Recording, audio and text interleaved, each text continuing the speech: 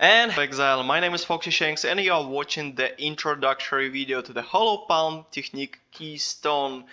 And in this video I will of course show you some gameplay and will explain how you can build your character around it and what is the upsides, downsides and how it's actually viable in the current state of the game for 3.11 Harvest League.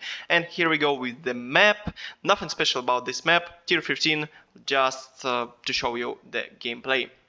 So here we go, as our portals just do not appear. As you can see, we are running the concentrated path.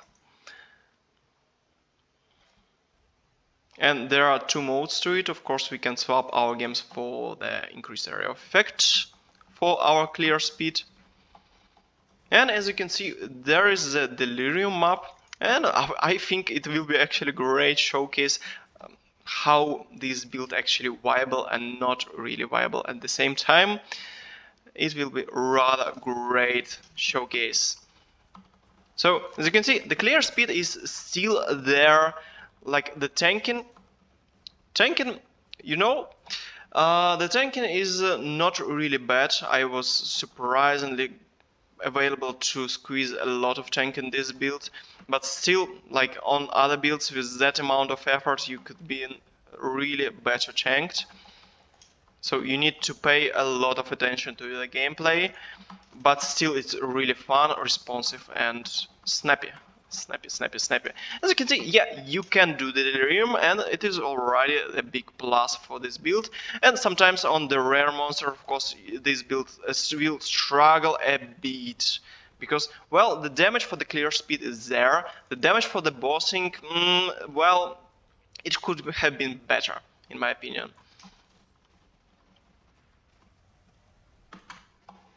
And of course we have several layers of active tank and you need to pay attention to the tank as well. But as you can see, our Delirium is still up, so if you be not distracted as me at the moment while talking and doing the map at the same time, you can do actually better with this build, way more better. And yeah, as you can see, the speed is there, so you can play these builds to rather great extent. Let's deal with these monsters. And of course I'm forgetting to put my curse in place. And as you can see, we have two specters around running, and there is a reason for that. They are actually part of our active tank. And we're actually the boss of this map. Come on. Is over there. Alright. Let's do the boss at the same time. As you can see, I'm switching to the concentrated effect instead of increased area of effect to have a bit more damage, like this damage source edge or whatever.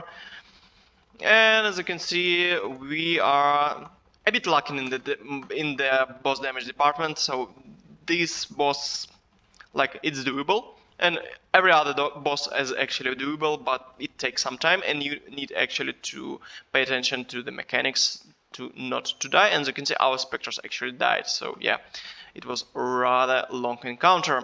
So let's explain how this build does work and what actually the Hollow Palm Technique is all about. The Hollow Palm Technique is a keystone which is added by one with nothing cluster jewel, the unique cluster jewel. And of course, this is the Hollow Palm Technique. And what does it do? Well, while you do not have your main and of hand slot equipped with anything, and of course you have the empty glove slot, you are undercumbered, and while you undercumbered you have all the buffs from this keystone. Basically you are dual wielding, you have more attack speed, a lot of attack speed, extra attack speed, and you have a lot of physical damage stacking when you stack a lot of dexterity. And as you can see, we are traveling a lot around our passive tree to have a lot of dexterity, but that is not enough. To have a lot of dexterity, we can use several uniques, and more about it later. Let's talk first about one amulet. This amulet, in my opinion, somewhat build enabling. Of course you can use the dexterity stacking amulet with other modifiers, but generally I found that this one is rather cheap and have a lot of damage from claw modifiers, and we can actually grab some on our dual sockets. For example, one-handed damage, dual wielding damage, the claw speed, everything works as well with this talisman. So this talisman is the first piece of our puzzle. It gives our critical multiplier, gives our unarmed attack critical chance, it gives our claw damage attack speed and critical strike chance as well to our unarmed attacks. And of course we are unarmed because we already have no weapon equipped. The second point is this mask. This mask is not only allows us to have more dexterity, but this max also gives us increased elemental damage, and as you can notice we are running concentrated path which do convert physical damage to the elemental damage, and we can actually convert even more with the physical to lightning support gem. So we basically do stack elemental damage as well as our physical damage base, which we will convert, of course. And in that light, we also running the more dexterity on our boots, more movement speed, of course, as default, and because we have a lot of dexterity stacking for our elemental damage and our keystone damage from dexterity, we can have a lot of life from these boots, and because we have around 900 dexterity, we basically have around 180 flat life from this boot, which is rather great. And other uniques that I do run are Lore Weave and the Nomad. Both of them are rather great synergy with these builds, but basically you can run anything else. You can run Belly of the Beast for a bit more extra life. You can run the Astral Plate with some resistances, which are rather important for this build because you are lacking other slots to gain your resistances. And basically you can have rather great unique modifiers from influenced items as well. And the Nomad is basically your cheap man solution, like your poor man solution. You can run a rare belt which will be better, but will cost you around several exalted as well. And of course the rings, you just have more dexterity stacking and more dexterity stacking with some resistances and chaos resistance if you can get any. So let's talk about our tank. We do have maximum resistances a bit higher with our Lore Weaver as well. We have rather abysmal physical damage reduction, so you will need to run your granite flasks, and of course the Lion Roar is great not only for the tanking but for extra physical damage stacking as well. And of course we will run Basalt Flask, and as you can see when we have our flask up, we at least have somewhat bearable physical damage reduction, as you can see here. And let's talk about the Bone Offering. As well, as you can see, this is the active skill gem in this tree. I do not have automation on Bone Offering, at least on one part of the Bone Offering, but when I do trigger it, as you can see, my attack damage block is maximum at 75% and spell damage block is well at 52%. And how I do achieve that? I do achieve that with the Glancing Blow Keystone, which basically double my block from Bone Offering and from dual wielding. And the Bone Offering is actually in the same chain link with the Spectres, because I can use the increased duration support. And increased duration support is rather important because we do run Spectres. This is the other layer of our tank. And the Spectres, let me summon them. The Spectres are Undying Evangelists, as you can see over here. There's one, and the second one, then they do cast the Proximity Shield. And the Proximity Shield is rather important. How it is important? Basically, Proximity Shield do delete any incoming projectiles. So you need to make your Spectres always on you, and you can make it with the custom damage taken, with the Convocation, and as well you can add to your custom damage taken chain additional part of the puzzle that desecrate for your bone offering when you are fighting boss encounters where you do not have any corpses lying around. So your bone offering is affected by increased duration support. Your race specters is affected by increased duration support as well, because their ability proximity shield have the skill cooldown around 20 seconds, and with the increased duration support around level 20, you will be able to hit around 16-second duration of proximity shield, and with level 22 that you can achieve with +2 duration games, you can actually go a bit higher and have around 3-second downtime on this proximity shield. And well, when you clear the map, these two specters, they will basically desync, and you can actually have the permanent proximity shield on cast when damage taken from, of course, convocation recall of both specters. Right, so this is about the tanking, the bone offering, the specters. There are two layers of tanking. You will have bone offering on you. And why actually do you have bone offering on you? Well, because we are running not necro, no, we are running the ascendant with the necromancer ascendancies. This is rather important. And as you can see around here, your offering skills also affect you with reduced effect, of course, but still affects you, and this is rather important. This what makes your bone offering actually work. And of course, I'm running the ranger nodes as well, not only for dexterity, but of course for some great damage penetration. For the elemental resistances over here, damage penetrates 6% of elemental resistances, and of course I have extra buffs from my flask as well, and recover them while I'm just sitting around as well. And of course, dexterity stacking is always great. And let's talk about Ascendant. Why Ascendant is actually working for this build. First of all, with other builds, you can run other skills like Infernal Blow, like Frenzy. For example, the Raider with the Frenzy is actually a great option. Infernal Blow, well, I just do not find this ability rather snappy for the gameplay that I do like. I do prefer Concentrated Effect and Frenzy more.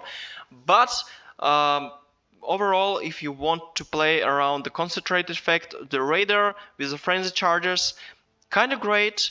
Also, there is an option with the Inquisitor. Inquisitor do have some concentrated effects even on the Ascendant. Some synergy there, so you have some immune to elemental damage elements on the consecrated ground whatsoever. Great tanking utility, but not so great as bone offering, unfortunately. And overall, you can actually build the concentrated path as well on the Raider, on the Inquisitor, and on the Berserker, but I run in the same problems. I usually do lack my tanking. I either lack life or just my active tanking.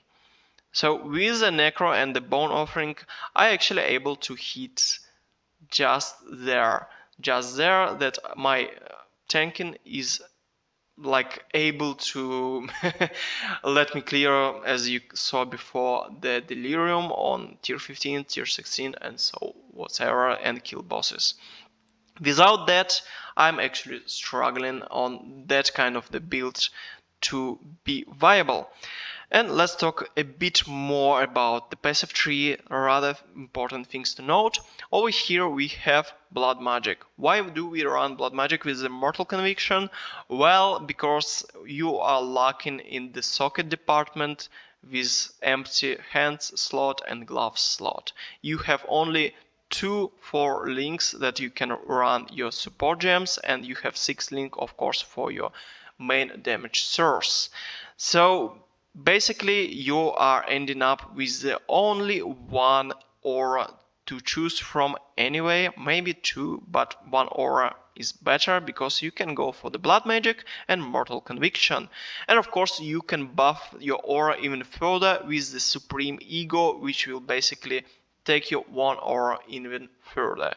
So with the Blood Magic, you not only give access to the 2 rather great nodes, 10% nodes, You also gain access for the great mana management utility. So basically you do not have any mana and you do not care about your mana management. That is great. Other important stuff to note, of course you will go for a lot of elemental resistances anywhere where you can get them on the tree, like here for example, and of course you will grab a lot of life nodes around over here, over here, and of course our main here, and of course resistances nodes when you start on your ascendant in the middle of the tree. And actually ascendant is rather great for this build because we are traveling around a lot and we are stacking a lot of dexterity. This extra 5 points that you gain with the ascendancy, they are really helping a lot.